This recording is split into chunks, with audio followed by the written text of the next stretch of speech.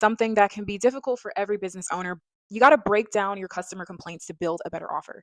I hate to break it to you, this is something that you're always going to be doing. This is not a one and done type of thing. This is not a, well, you look at the complaints one time, you make a couple of changes, you then go ahead and you just have the perfect business, you have the perfect product, and you have the perfect service. No, it is a perpetual process. You are never, ever going to stop.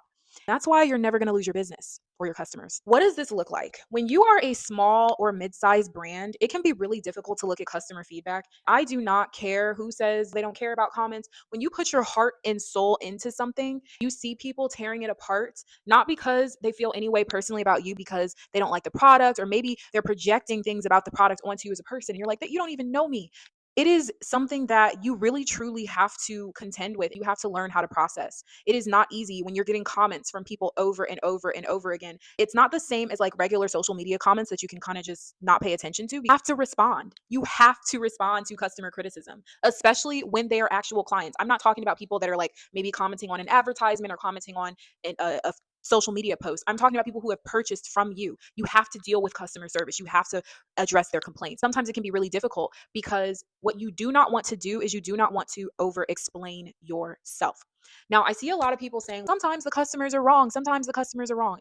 I'm going to say this: if a customer or client is wrong, don't do business with them again. You can make that decision on your end. You do not have to go back and forth with them, because at that point it is about reputational management. You have to understand that everybody has the ability to take screenshots.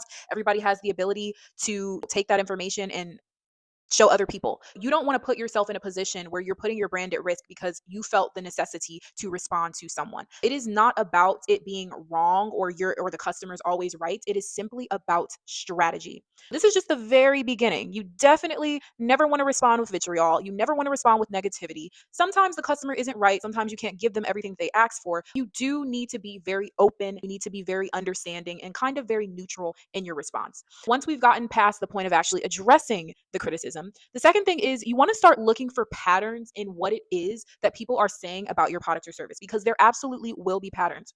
These aren't necessarily things that you would have thought of.